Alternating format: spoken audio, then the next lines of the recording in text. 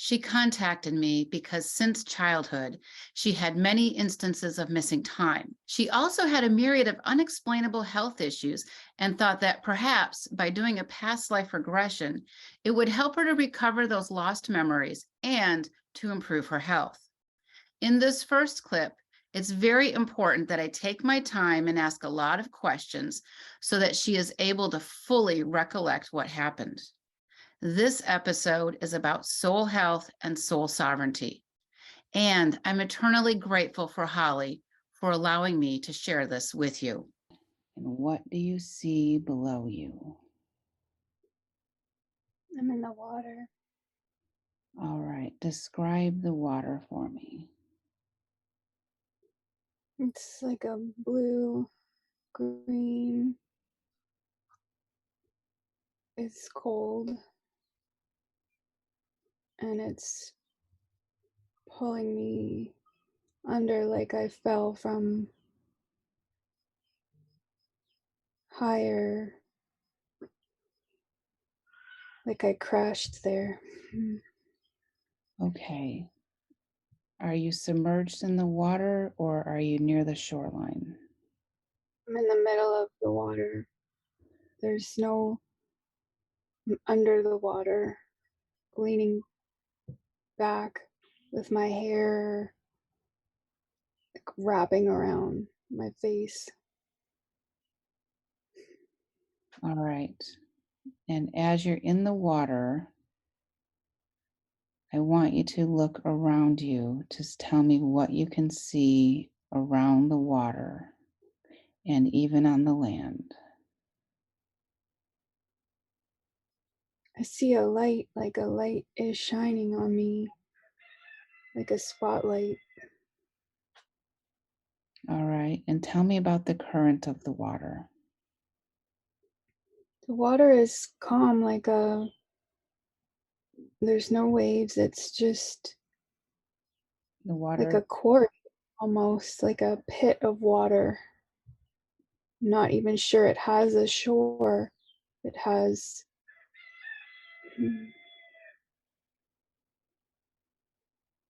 I'm doing backwards somersaults in the water. All right. How do you feel in the water? I feel like I should get out to breathe, but I don't need to. Okay. All right. As you're in the water, can you see anything or sense anything that piques your attention? I see I guess it's the shore, but it's almost like a stone basin type wall that's holding this water. It's not natural. Like, it's not like what we would. It's not natural. Okay. And how do you feel in this water? Oh, I am confused about. I think they're watching to see what I'm going to do. I won't drown here because they won't let me drown, but they're waiting to see what will happen if they leave me in the middle with no way to get out. Who are they? Can you see them? In this next clip, they become aware of what Holly and I are doing, and they become alarmed. They're not sure how to proceed, and it's like they got caught with their pants down. Well, that is, if they actually had pants. Who are they? Can you see them? Oh, they. No, I'm looking now, and they have closed the view of like the blinds Okay. are closed, and they are talking behind them Can you about me, about us. and who are us? they're not, they're surprised that we saw them. They're surprised this is being looked at, being viewed by us here. And they're frantically wondering what to do now that we're able to.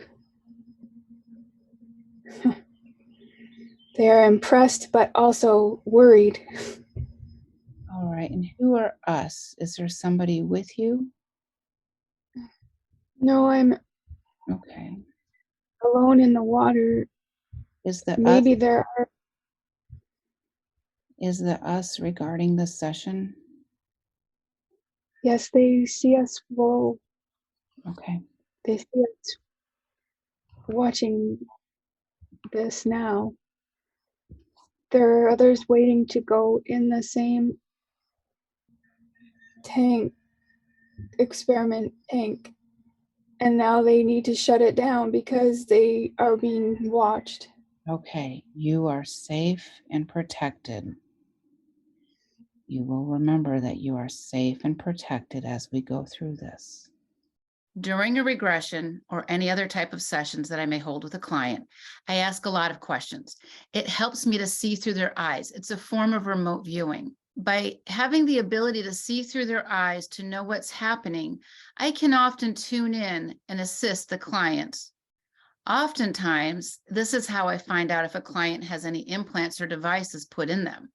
In this case, these beings have placed a device on my client, and at this point, I have a pretty good idea of who they are, but I cannot lead the witness, so to speak, and this information has to come through my client.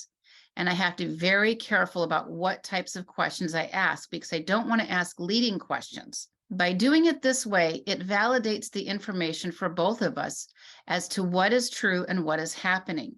When you work in this non-tangible realm, validation and discernment is critical, and it ensures our safety. All right. And is there anything else on your body, jewelry or any other things? A bracelet on my right wrist of like a band, like a thick band. Okay. And do you know, what can you tell me about the bracelet? You know where it came from? It's white. They put it on me. They put it there. It is there all the time. Okay. Do you know what this bracelet does? It tells when I'm breathing, it tells about my body. It tells about my vital sign, to record it. Since they know we're watching them, ask them, why are they interested in your body vital signs? I kept asking them, why do they have access to Holly Ann? They finally started answering my questions through her. They started channeling through my client. I knew I was walking a fine line with them, but it was important for her to get answers. I also asked what made my client so special. Their answer was rather chilling. Throughout this session, you will hear her subconscious sniffling or lightly crying. She has been tortured by these beings for many lifetimes. They also know who I am, and they find my work rather irritating. We've been over this before. You keep asking the same questions. We tell you why, Tell them and that it's like, listen, it's not your concern to know so much. tell them it's So your concern. It is your body, your soul. you're so difficult. You're one of the most difficult ones. If it wasn't useful, we would end this because it is so difficult. What do they want from you? We want to know how you function. We want to know all of the things that make you human and not. We want to know this interesting place of in between, of not anything we can or have seen. It's new. We want to know what brings together these two ways of functioning. What makes you so special? Ask them that. You are new technology. You are new to us, maybe a surprise. Maybe we are glad to have found this surprise. You can tell them that you are a sovereign soul and they do not own you. They told us that she is considered to be new technology. Does this mean she had become an unwitting hybrid? I told them that she is a sovereign being, and they replied with that they will let her free when they are finished with her. I asked them where and how did they get her soul, and they responded with the fact that they have had their soul for a long time. It was at this point I was determined to learn as much from them as I could so that I could become better equipped to help others in the future. Surely Holly is not the only one who has had these types of experiences. Our souls are supposed to be sovereign. They are explaining that hers is not. They feel entitled to experiment on her, to manipulate her, and I was determined to free her. We do not want to own you, we want to understand you. We want to make you ours, but only in the way that we have an understanding. We will let you free when we can understand, and you will go back. How did they use your soul? How did they get your soul? Where did they get your soul? You found us, you found us, you found us with your intellect and your questions that were designed to reach us here. You came to us with your questions. When did Holly come with the questions? Before you had words, you had questions. Was it in this current lifetime or before? We have known you a long time, but it goes deeper than than you can reach now. What goes deep? This life is a surface life. It is only one small piece. Can you see below you what is below you? How deep it goes? What is below you? What is below It Holly? doesn't end here. All of a sudden, I can see that there's a small humanoid figure that was hiding, and I ask, who is he and what is his role? I also asked if Holly had consented to what they're doing. They then compared her to a pet and laughed at her. Who is the small, long-haired man?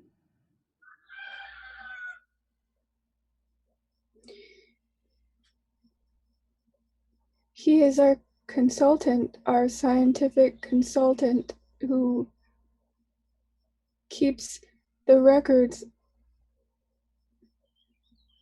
keeps the data, keeps the book, writes the code of the book. What is the smoke that he keeps pulling from Holly's body? We collect information in all kinds of ways.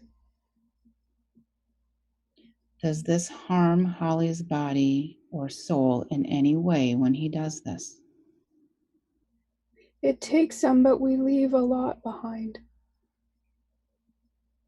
Does she knowingly consent to this? She is strange in that she wants us there and at the same time is difficult. It's funny to us in a way, almost like a pet. is strange. We laugh because she's odd in that way. Now I find myself walking a dangerously fine line with these beings. I am pressing them about soul contracts and how that they are mitigating her free will. They are violating spiritual law. They then start to get angry at me. I am known to their species, and I know that they don't like me very much, but this isn't a popularity contest. Free will and soul sovereignty is paramount, and this is why I do what I do. I need to keep my clients safe, and I need to keep me safe. That's the priority. That is always the priority. Is she odd in So that way because you gave her a false contract? this contract cannot be false. It is a contract.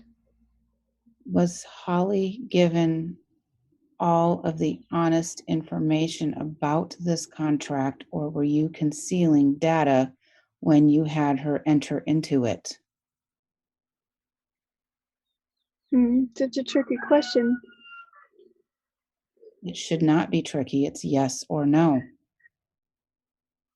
That tells me that the contract you had Holly enter into was based on some untruths and or false knowledge. Is that correct?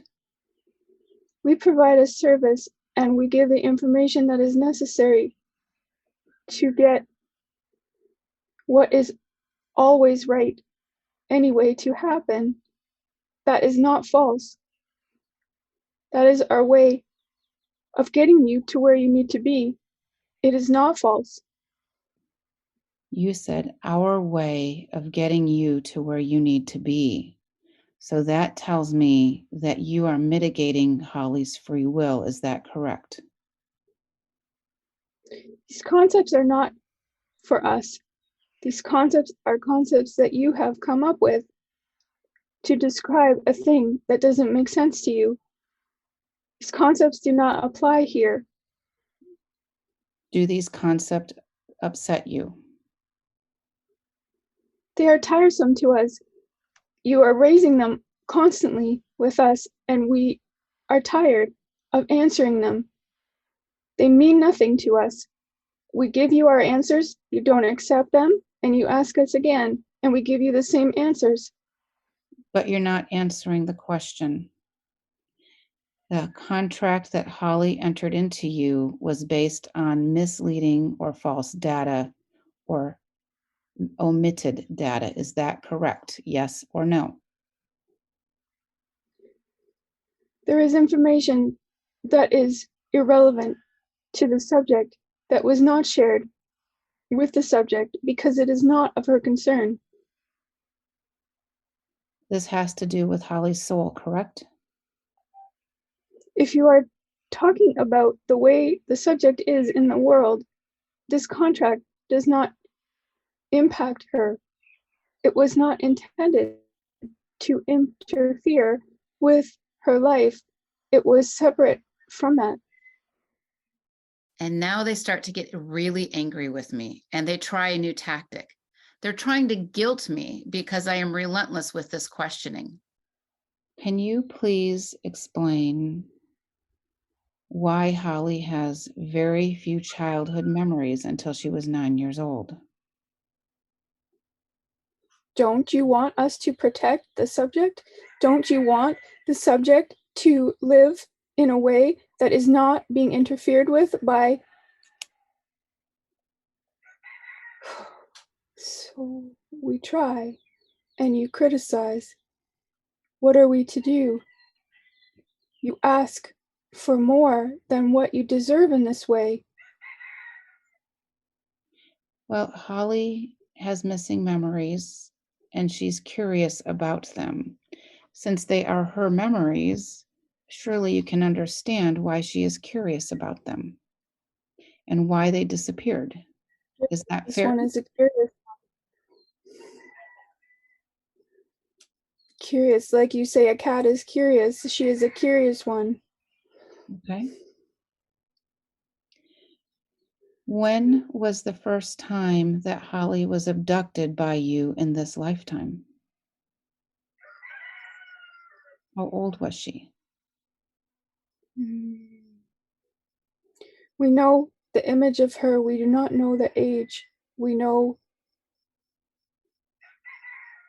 the years you ascribe to the subject, but it is not meaningful to us.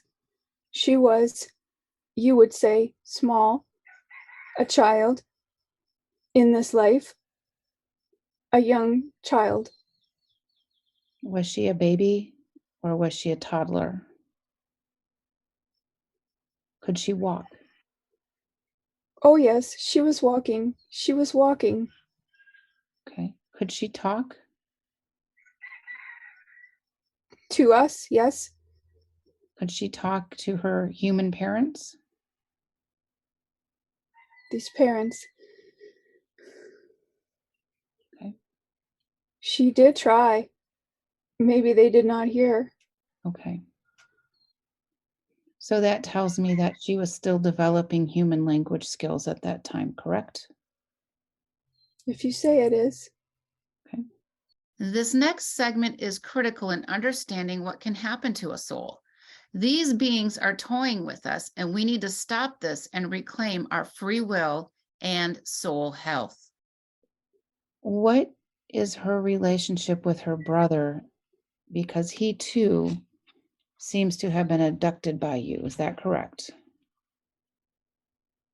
We are less interested in the brother. The brother is a control.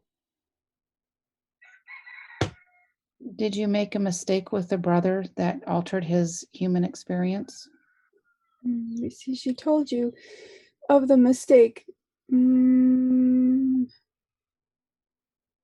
mistake is our business. It is not to be shared. But it affects her family. The family unit is.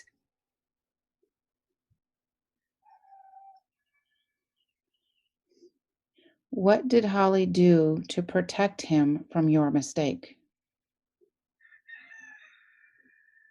She is meddlesome. She is meddling,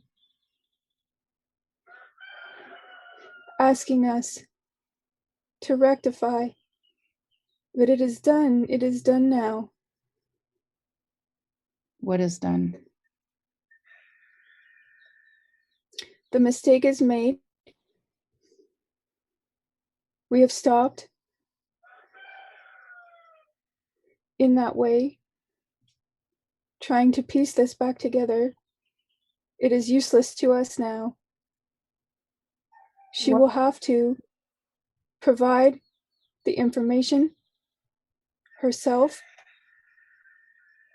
and we will have to find another way to check it. Is her brother harmed? Is his soul harmed from this experiment you did on him? He is an empty soul. He is empty in his body, as you might say. How did He that? has missing parts. Where is his soul?